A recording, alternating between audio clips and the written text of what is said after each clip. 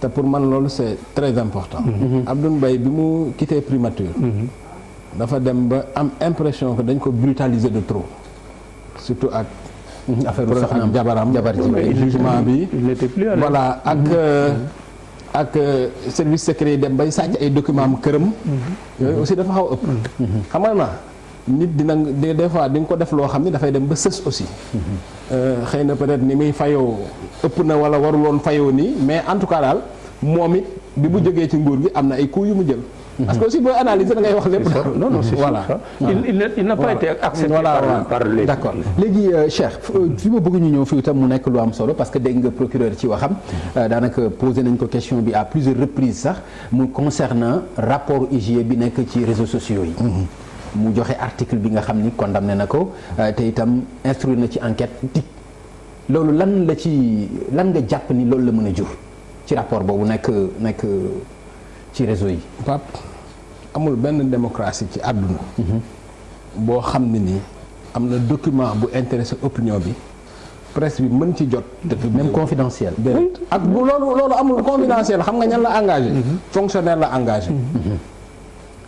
man je me souviens bi ma nekkee Jeune Afrique fii man maa publié le rapport de l'IGE ci affaire Idrissa Seck mu indi coow lu rëy à l'époque parce que à l'époque c'était maanaam mi ngi doon soog a xaw Sénégal daal. xëy suba publier rapport IGE. Abdoulaye di menacé def n'importe quoi. mais jour bi ma publier loolu le lendemain su ma amoon beneen rapport dama koy bind. parce que xam nga lu tax dafa am loo xam ne nii nguur gi la engagé confidentialité secret loolu seen problème la. ñoom ñoo war a def de la sorte que. kenn du ci jot seen yëf yi kenn du ko jot. mais journaliste bi nga xam ne nii vocation mooy informer. ak investigation bu jotee rapport bi. da koy bind. loolu c'est clair loolu pour man c'est un faux problème. de toute façon réew mi toll na foo xam ne nii amul benn rapport. bu mu mënti doon boo xam ni dina intéresser nit ñi boo xam ni dañ ko mën a denc te nit ñi duñ ko gis loolu mënta nekk xam nga tax. parce que le pouvoir encore une fois il est éclaté rapport bi loxo yi muy jaar dafa bari. loxo yi muy jaar am na ci ñoo xam ne dañuy am intérêt mu génn. parce que c'est pas fonctionnaire nga rek parce que fonctionnaire que nguur gi nga ànd. loolu moo tax démocratie doon système bu complexe. tey am na ñoo xam ne mën nañ nekk sax IGE fekk ni ñuy doxalee nguur gi neexu leen. journaliste yi xam nañ ko. nit mën na am casquette bu ne woo la guddi ngeen dem fu sori mu jël information teg sa loxo. des fois sax fa muy jógee buñ ko waxoon tey àdduna tukki. parce que ñay génn di défendre naan warta génn ak ñooñu généralement ci ñoom lay jógee boo nekkee journaliste da nga koy xam loolu. donc loolu moom sëñ bi man sama expérience journaliste daf ma wan ni buñ doon jël ñi 16 millions Sénégal yëpp di leen tëj ci kaso par force rapport yi day génn par force document confidentiel day génn xam nga affaire yi lan moo ciy pexe bi mooy jubal. Pape réew mi faaw ñu jubal ko. parce que amul kenn ku mën a def dara luy nëbb c'est pas possible. démocratie d'opinion mooy demee noonu réew day doxe noonu. réew day dem ba toll foo xam ne ni amul lépp looy def mu làqu ba pare monde bi ñu toll. ma wax la benn affaire gis nga Aliou Sall affaire bi éclaté Sénégal nii moo ko jikk lii BBC def procès bi nekk Sénégal moo ko jikk xam nga lu tax gis nga aujourd'hui benn dërëm bu ñu la ko takkale ci àdduna bi foo mën a dem boo doon dund téeméer daal da lay topp.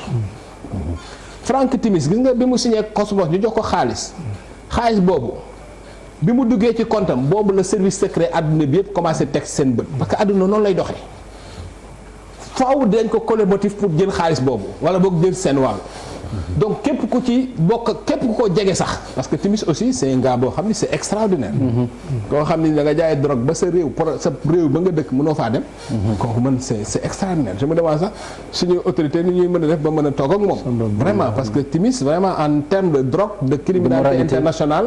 non criminalité internationale drogue ak yooyu dafa doy war daal. donc ku mel noonu.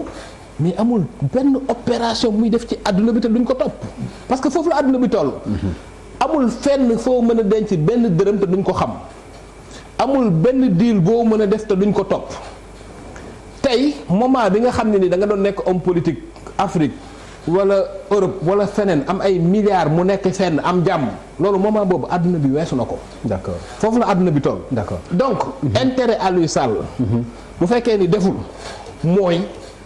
ñu jugé que fii mu wane toutes les preuves ñu disculper ko setal ko loolu mooy jàmm ci moom. d'accord waaw parce que adduna bi foofu la toll. d'accord doyen ci rapport IGE boobu nga xam ni mel na ni procureur daf ci dafay menace ci ñi nga xam ne ñoo ko détenir ñoo ko téye. dégg nga li ci Cheikh wax ndax loolu itam amoo ci xalaat. waaw procureur yi su defee menace ci loolu. def nay menace ci lu ko jarul bàyyi lu ko jàpp. procureur wan naa la fii il y a 2 ans. loolu dafa leer mi ngi ni gis naa ko ma jàmbal def na ci kii nañ dem ci moom ne ko yow kaay fii d'abord il y a 2 ans il y a 4 ans mais Baba Aïdara da ko doon brandi kenn waxu ci dara boobu ba tey ñu ngi koy wax waaye ñu jékki-jékki xëy rek ne waaw rapport ba dañu koo jël naan waaye nag nañu respecté Sénégal yi. loolu c'est pas l'essentiel. lii kii wax dëgg bërki dem ba sa mbokki français yi génn nañ benn document kii secret défense xaw ma lan génn ci armes yi France di jaay Arabie Saoudite mu koy utiliser contre les et cetera top secret mais loolu c'est normal et puis moi j'encourage d'ailleurs les journalistes nous avons besoin d'être informés nous en tant que citoyens la transparence ça vaut le coup jar nañu jàpp journaliste réew mi dañ ko war a leeral comme ni nga ko waxee ñu ngi koy dikk depuis le 19 mars 2000 Abdoulaye Wade ñëw def fi li mu def lépp kii ñëw wax bay bëgg a dee ñëw la mara d'Italie on a dafa doy Sénégalais yi dañoo bëgg léegi nag ñu seet seen loxo di jiital doxal réew mi ci doxal bu sell loolu danañ jàpp nit bu leen neex nañ jàpp ku leen neex waaye buñ jàppee kuñ jàpp tooñ nañ ko kat fu ñu jàpp tooñ nañ ko buñ dekkee woon ba nëgë ni rapport bi soog a feeñ ma ni waaw mais le rapport là on en parle depuis 4 ans ma jàmbal ak consacré ce que tu as vu. waaw une bi moom gis nañu mais ñëpp gis ko. booba defuñu ko dara.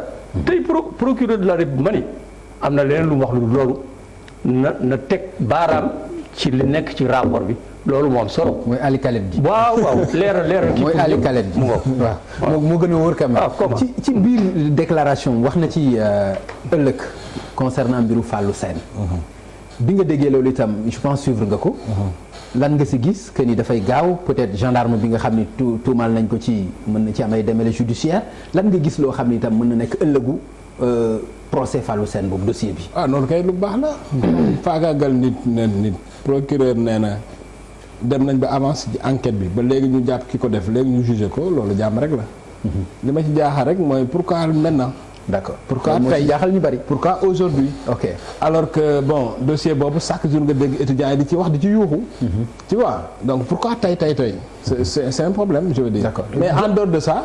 mais loolu mënuñu dul rafetlu ko. mënuñu dul ko rafetlu ko. ki ko rey ko gisee teg ko ci yoon oui mais c'est ce qu'il a dit il y a pas de problème. moi je crois que c'est très bien de l'avoir annoncé d'ailleurs on a interrogé. timing bi moment bi mu ko waxee. moment bi c'est l'opportunité quoi c'est l'occasion. c'est faire d'une pierre plusieurs coups moi je comprends il y a pas de problème. étudiants yi bu bari rafetlu nañ ko moi je suis voilà mais à un moment donné d'ailleurs moi j'ai étudiants yi ñuy kii di kii la justice aussi c'est pas tout à fait ça mais vraiment bu ñu ko leeralee moom moo gën. d'accord ku wax IGE nag di nga wax mbiru Khalifa Sall li nga xam ni noonu la ci gaawee itam ak taxawaay bi nga xam ni def nañ ko ci ñu gis li nga xam ni wax nañ ko ci rapport bi concerné Petro-Tim.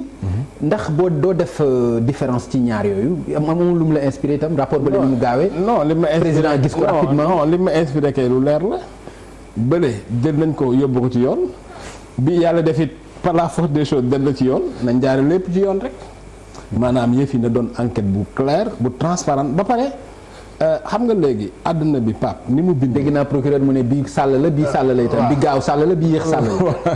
c'est-à-dire tey boo xoolee àdduna bi ni mu bindoo dafay loo xam ni par exemple organisation yi nga xam ne ñooy xeex ci transparence internationale comme Transparency International comme Global Witness comme ñëpp mais ñoom ñëpp ñu ngi toog di xaar Sénégal xam nga loolu mooy affaire bi c'est-à-dire que àdduna bi léegi dafa compliqué.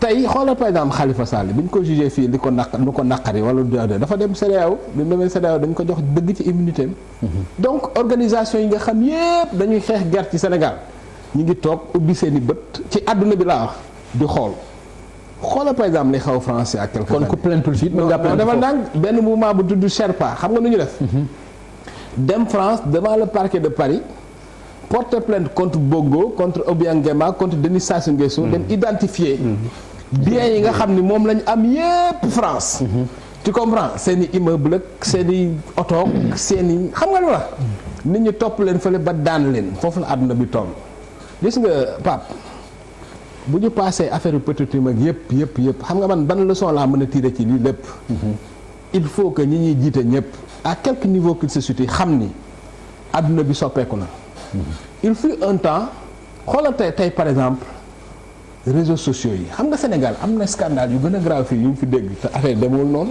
xoolal cool yi ni mu baree ci affaire Ali Sall bi parce que àdduna bi moo soppeeku réseaux sociaux yi doon foo xam ni espace la boo xam ne nii en une minute dara day xew mu wër àdduna bi doon espace bu libre boo xam ne kenn mënu censurer kenn tey da ngay jël sa vidéo rek dugg Facebook wax li nga bëgg a wax lépp tas ko ñëpp xool ko donc àdduna bi moo soppeeku kenn mënatul def lu nëbbu ba pare amatul justice boo xam ne dafay yem ci benn réew loolu amatul tey li tax ñu war a def justice bu sell Sénégal justice bu sell nag ça veut pas dire justice buy dem condamner Aliou Sall pour le plaisir de le condamner il faut être sérieux justice bu sell mooy nga def enquête bu sérieuse ñi nga war a waxal nga wax ak ñoom confronter ay documents wax li nga xam ne mooy dëgg bu Aliou Sall toonee nga teg ko ay daan bu toonul nga ni ko defoo dara mais transaction bi ci Agritrans rek bu fekkee c'est avéré loolu rek su fekkee lu avéré xam nga contesté na waaw mais loolu rek su fekkee lu avéré la d'accord loolu rek bu avéré dañ ko war a tëj ba damm caabi